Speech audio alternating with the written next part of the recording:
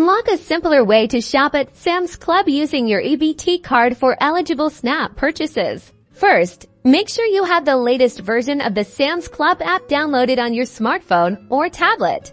Open the Sam's Club app if you're already a member. Tap Sign In and enter your login details. If you're new, you'll need to create an account.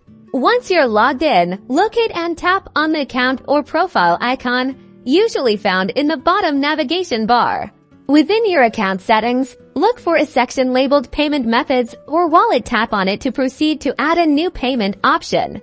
You should see an option to add a card. Select the option that specifically mentions adding an EBT card. Now, you'll be asked to enter your EBT card information. This typically includes your 16-digit card number and any other requested details.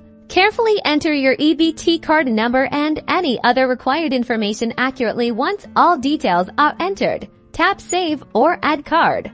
Congratulations! Your EBT card is now successfully added to your Sam's Club app.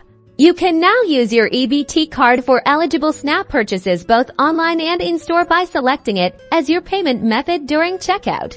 This makes shopping for your essential groceries at Sam's Club more convenient than ever, helping you get the most out of your SNAP benefits.